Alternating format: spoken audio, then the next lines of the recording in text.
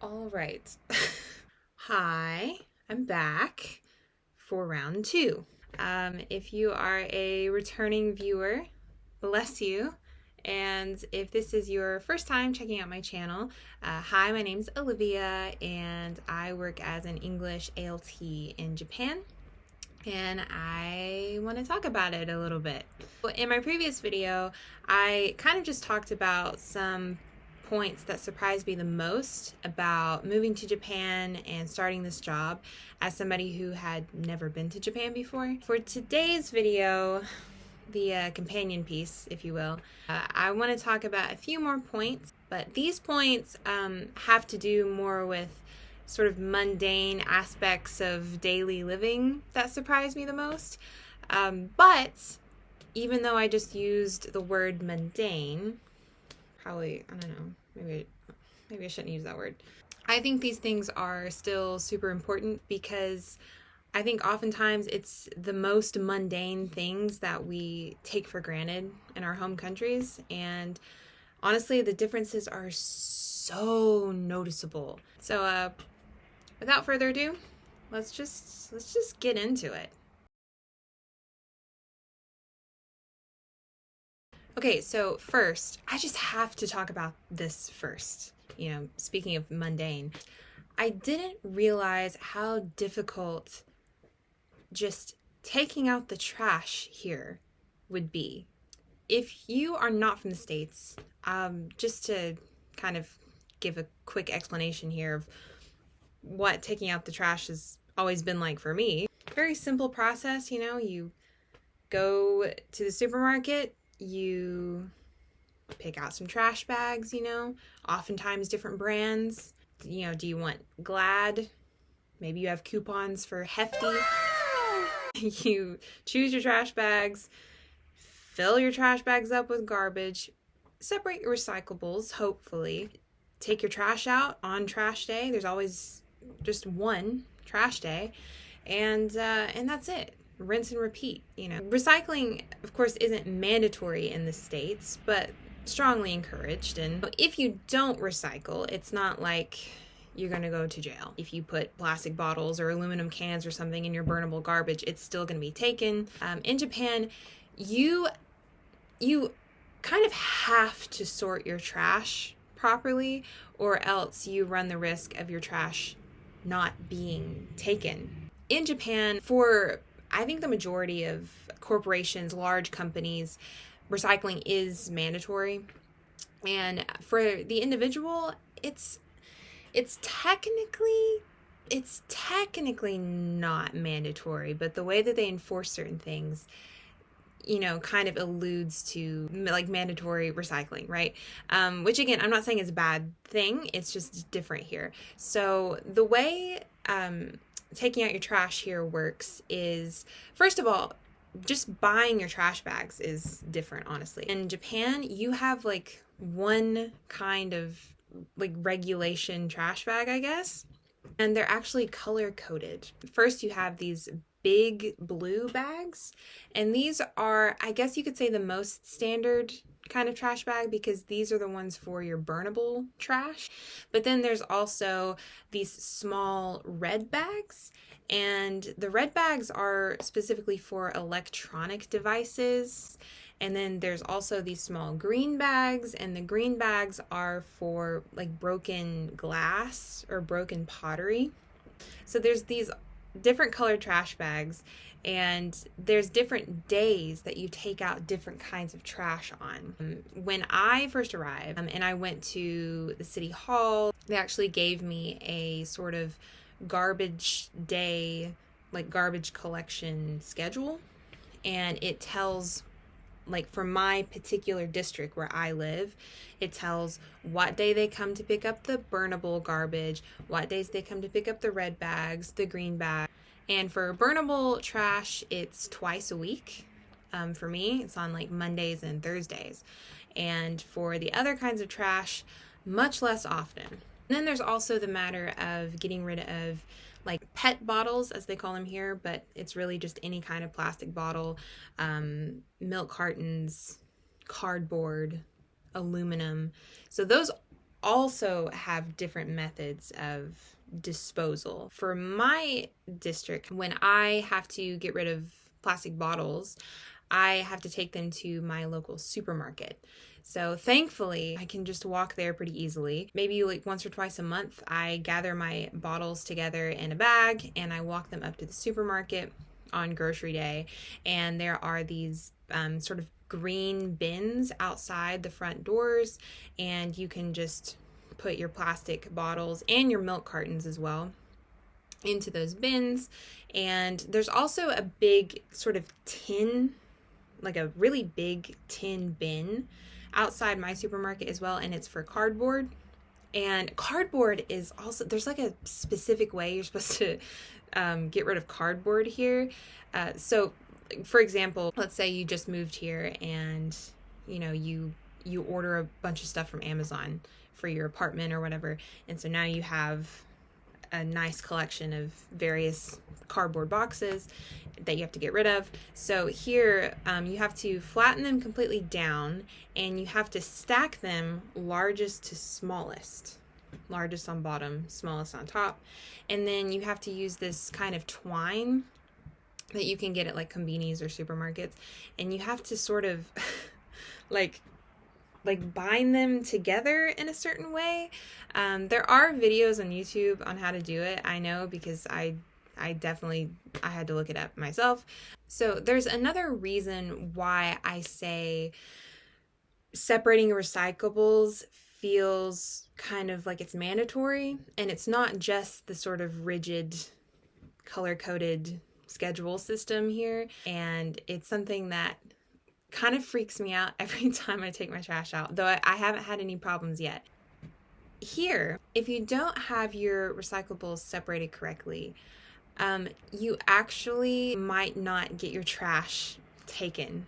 I've heard other ALTs talk about making the walk of shame. What they mean is, in some instances, if you didn't separate your trash correctly and you tried to set it out anyway, you might go to work and then come home at the end of the day and find your trash still sitting in the collection box. And then you have to take it out of the box and walk it all the way back up to your apartment because you didn't do it right, I guess. I know there are some places, though, that are a lot more strict about that than others. So I've never had to do that, and I've definitely had times where I have put like small amounts of cardboard in my burnable trash, or maybe I had like some random time where I happened to buy something in an aluminum can and I just kind of stuck it in the burnable trash and I set it out, and they've always taken my trash. I know for a fact that there are some places that actually make you label your trash bags. That's something that really put me on edge when I first got here. I'm more relaxed about it now, but when I first got here, I was like, oh, this is serious. Where's that trash schedule again? I feel like I'm studying for a test, That is something that I would definitely put on my list of questions that I didn't even realize I should ask before I got here. So, okay, moving right along. Next point. I want to talk just very briefly about supermarkets. I think it's something that I definitely didn't think about, and I think maybe a lot of people don't really think about too much if they're moving to a new place. But the process of learning a new supermarket, I feel like that's something we definitely take for granted, having our hometown supermarket that we know like the back of our hand. And when you move to a new place, especially when you move to a new country, you have to learn a completely new supermarket, and it is in and of itself kind of a process. I remember my very first trip to the supermarket here, I actually wasn't alone. I went shopping with a couple of my coworkers, a couple of my JTEs, but unfortunately, I don't really remember too much about that first shopping trip because I was talking to them the whole time and I wasn't really paying too much attention to my surroundings. So the next time I went grocery shopping, the next week, I was by myself. And I think something that made it even more difficult for me was that I was already beginning to feel really self conscious, I guess, because in the city where I live, there are really not many foreign residents at all. I definitely had the period of walking around and feeling like I was being stared at constantly.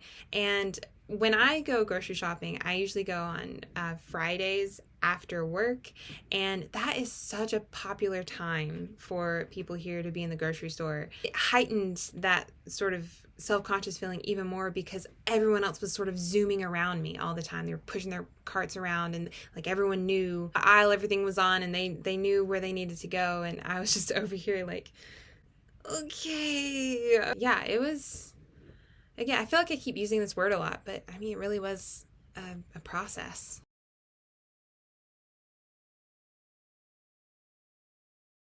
To give just a few examples of some things that aren't as easily accessible here, peanut butter. The way I would hear other ALTs talking about this, I really didn't think I was going to be able to find peanut butter at all. But in my supermarkets, I can actually always find peanut butter, but it's only one specific kind of peanut butter, and that is Skippy's Extra Crunchy. There was like a brief period of time, and it was a glorious period of time, where my supermarket carried Skippy's Smooth, and it was great. And now they don't carry it anymore. I don't know what happened. They carried it for like 3 months and then it was gone again. And I will also throw in that peanut butter is much more expensive here than it would be like in the States. And I do buy that extra crunchy. I did not eat extra crunchy ever in my life before I came here, but you do what you got to do. Another ingredient that I've used in a lot of meal prep that you cannot buy here at all, feta cheese. There is a kind of blue cheese that I've found on occasion. It's, I don't know, it's not really like a crumbly, like a blue cheese crumble necessarily, so it's not a super great alternative to feta cheese. It's something, I guess. Another ingredient that I was kind of surprised that you can't find is cilantro. Big bummer for me because I grew up eating a lot of Mexican food. I use cilantro a lot when I'm making any of those kinds of recipes. I think the biggest bummer of all for me though, this is just a personal thing, but pecans, they are almost impossible to find here. And I think that kind of surprised me because there's so many other kinds of nuts that are like plentiful here. You can always find almonds and cashews and walnuts. You know, you can find all kinds of nuts, but you can't find pecans. As somebody who's from the South, pecan is like our staple nut. You know, we eat pecans so much in the South. And I also use it in several different recipes as well. And nah, not available here. There's been like very very few occasions I might find one kind of like candied pecan in like an import food store. You can find listings for pecans on Amazon sometimes, but they are so expensive, so I don't normally partake. And I also feel like maybe I should throw this in, not because it's not available, because it's expensive, and that is fruit. It is all so much more expensive than in the States. Apples and bananas, those fruits have always been so cheap in US supermarkets, and they are not here. Truly heartbreaking. I feel like a college student once again, because I never got to eat fruit when I was a broke college student either. So yeah, there was definitely a lot to learn at the beginning. All right, for point number 3. I didn't realize how expensive certain kinds of public transportation was going to be in Japan. So, for a little bit of context, before I moved here, I was sort of under the impression that Japan was a more affordable place to live in general. And I think in general, yes, that is true. From what I have experienced since being here, yes, it is in a lot of aspects more affordable than like living in the States. And I'm also judging this from based on like somebody who lives by themselves, like I do. So I think, yes, Japan is a lot more affordable for someone like me versus, me trying to live on my own in the States. Rent is a great example. Rent on average is definitely lower here. It's actually more affordable to live on your own in Tokyo than it would be to live on your own in like LA or New York, for example. Travel. When I'm talking about travel, I'm not talking about necessarily like local buses or local trains. Both of those are wonderful, very affordable options for getting around here. I really like taking the local bus and train because it's so easy and affordable. I'm mainly referring to longer distance trains, I guess. So I don't have a car here, so I am fully reliant on public transportation and my own two legs to get me from place to place. That is sort of more present when I obviously want to go places that are much farther away. So here in Japan, I would say there's sort of three main kinds of trains that people will talk about and people use the most, and that's going to be, again, like the local line trains, the express trains, and the Shinkansen, the bullet trains. Express trains, for me, where I live, I am a very, very easy day trip distance away from Tokyo. When I take the express train from my station to Tokyo, it costs about 5,000 yen one way. That amount of money compared to my paycheck equals about $50. And that is for a one-way ticket. So if I want to go to Tokyo and I take the express train there and back, it's about $100.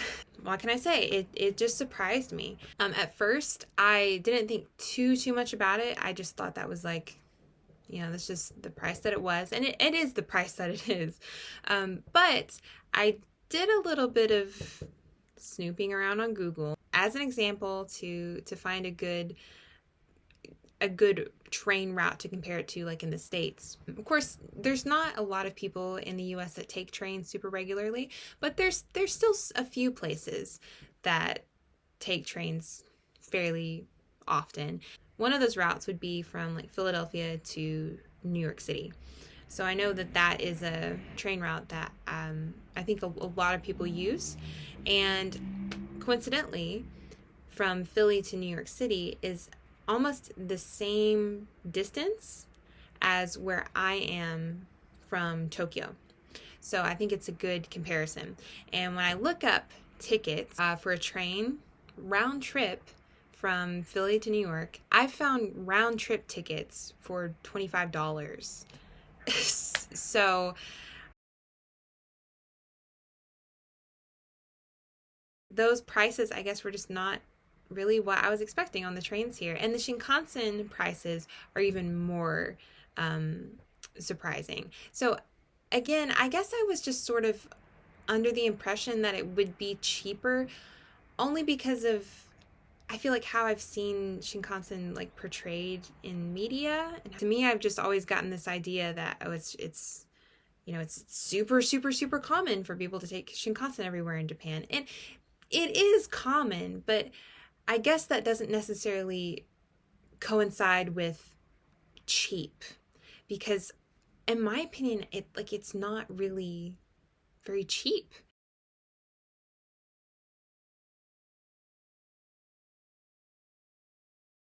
My example I can give for this is last year, me and some of my friends, we were planning a trip to the Kansai region. And originally, we were planning on taking the Shinkansen there. And I was looking up the Shinkansen fare for round trip from where we were to Osaka and back. And it was a lot. just cause I went ahead and looked up airfare prices. So I looked up how much it would be round trip to fly from Tokyo to the Kansai airport and back. And the round trip airfare was like the same price as one-way fare on the Shinkansen. So literally flying was going to be like fully half price of taking the Shinkansen. And so we were like, yeah, maybe we'll skip. Maybe we'll skip the train for now. It's not something I gave a lot of thought to initially, but I definitely do now. I really try to prioritize my savings and, saving when I can and being a little thrifty in other areas. And for me, traveling is, it's technically part of a trip, but it's not the most important part to me. So I know that there are benefits of traveling on Shinkansen. You have like a better view, you have more leg room, it's easier to walk around, you get to eat those amazing ekibin. For those of us living here that are trying to watch how much money we save, it's maybe something where you don't focus on the journey, just the destination. I really like taking trains here, and it is a wonderful, very comfortable experience. But yeah, I don't take as many train trips as maybe I had originally thought I would before I got here. Now I'm finally to my last point. I want to end on a really good note because for this point, compared to all my other points, this is something that I would say exceeded my expectations. And that is realizing just how welcoming people can be to foreign residents here. Before coming here, one thing that I've always heard people say about Japan is just the wonderful hospitality, about how warm and friendly people can be here and just super helpful. Even though that would typically be really good news, for me, I was still kind of nervous about it. As I sort of talked about in my last video with the whole like red carpet scare, I had sort of always heard that, the smaller the town, the more likely it is that you will be maybe the only foreigner or one of the only foreigners living there. Again, as somebody who's a pretty intense introvert most of the time, that's something I wasn't looking forward to. I didn't really like the idea of sticking out so much.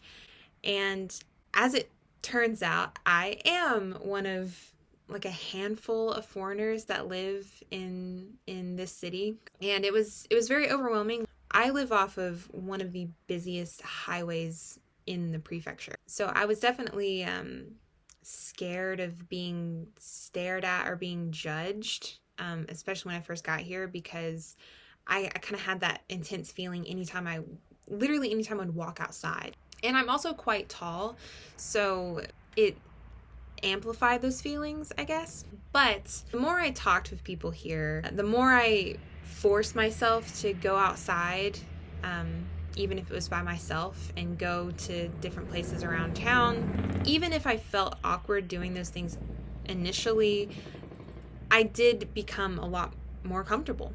It's definitely something that you will probably have to push yourself to do. You might find yourself in a very similar situation, and if you're also very reserved like I am, it's something you'll just have to kind of force yourself to do. A big reason why I became so comfortable, that a lot of it had to do with my interactions I had with people that I met around town, and not to mention the people that I work with at the two schools that I'm placed at. I can't even begin to describe how helpful that they've been for me.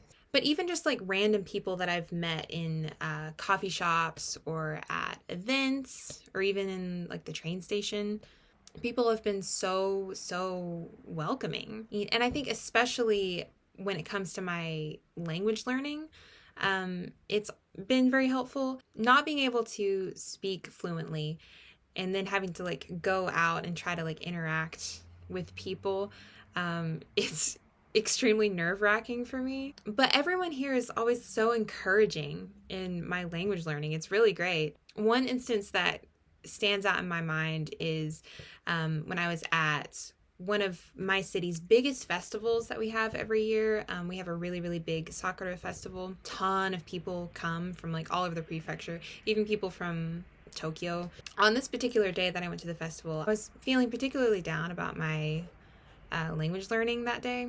And at this one point, me and one of my friends, we went to this little food truck that was selling crepes, and we got in line, and when we got kind of towards the front, we realized that their menu that they had outside, it didn't have like hiragana or katakana on it. Like all of the menu items were just in kanji, and like kanji was definitely super, super difficult for me. I really couldn't read the menu very well. I think we had to use our phones to try to translate.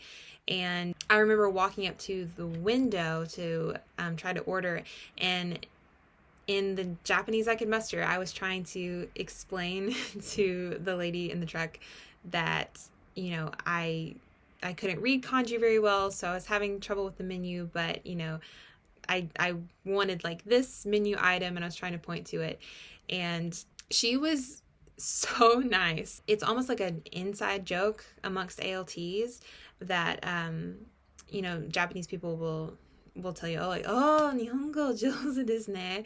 You know, it's something that is really, it's so common to hear people say. But in that particular day, you know, she told me that. I think that was the first time I had actually heard that from a Japanese person I was talking to. And honestly, even though it's kind of an ALT joke, I really, really appreciated that. And I always appreciate hearing that. Language learning is hard. Don't let anybody else tell you that it's not hard. I see different like YouTube channels and, you know, different people trying to tell you how to learn a language in 2 weeks or something absurd. It's never that easy. It's always a difficult process. It can be something that you can get really down about. I think the difference between like people from other countries visiting the US and like trying to learn English, and someone from the States coming to Japan and trying to learn Japanese, I think the difference is that, like, one, English is a much more widely spoken language, yes, but also it's like, you know, with English education, it's pushed so much in other places, you know, now that it feels more commonplace. And I feel like as Americans, we kind of expect people to be able to speak English when they're visiting America. And, you know, a lot of times people can, at least basic English, you know, like for me, or like for Americans coming to Japan, there is this difference of like, Japanese is not a widely spoken language, you know, I mean, it's really only spoken in this one country. It's also really difficult. It's a very difficult language to master, and everyone here, they know that. They're aware of the fact that, you know, Japanese is not widely spoken, you know, and it might be more difficult for people to learn. So they're like, everyone here is very aware of that. And so I think that's another reason why they're so encouraging to any foreigner that is trying to speak English, even if it's not super good, even if, you know, they can only just sort of understand what you're saying. People here will usually praise any small effort because they know how difficult it is. And I think that attitude that they have around foreigners trying to use Japanese, I think it's made, like, moving here and adjusting to living here, it's honestly made it a lot easier. And I think a lot of random Japanese people that I have interactions with, they don't even realize how much of an encouragement it is to me. I think it's really cool. It's been a really cool experience, just talking to people in the day-to-day like that. They're very appreciative when I try to use my Japanese, and they're really kind about it. It's a really good point about living here, I think.